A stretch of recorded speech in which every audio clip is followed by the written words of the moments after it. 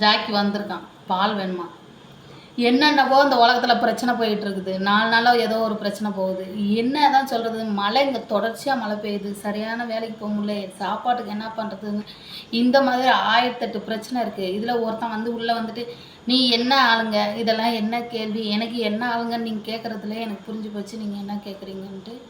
நான் என்ன ஆளாக இருந்தேன், என்ன பிரச்சனை உங்களுக்கு, சரிங்களா? இது வந்து நான் எதனா ஒன்று சொன்னேன்னா அப்புறம் கஷ்டமாயிடும்.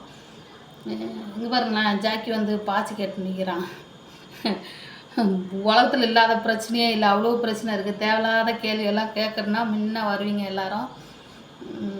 மழை இங்கே ரொம்ப பெய்யுது, சாப்பாட்டுக்கே கஷ்டம் போல, வேலைக்கு போகிறதுக்கே தடை செய்யுது மழை, அந்த அளவுக்குலாம் இருக்குது. எதனா ஒன்று பேசுனா நீங்கள் என்ன ஆளுங்க, எல்லாம் துணிஞ்சு ஏதாவது ஒன்று சொன்னோம்னா என்ன ஆளுங்கிறத தான் முதல்ல கேட்பீங்களா? அவங்களுக்கு என்ன புத்தியில் என்ன இருக்குதுன்னு தெரில. சாப்பாடு தானே சாப்பிட்றோம் எல்லாரும், மனுஷ ஆள்.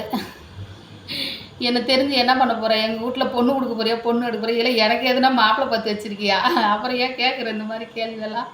சரிங்க, பாய். ஜாக்கிக்கு பால் ஊற்றுனா இங்கே ஒரே மழை.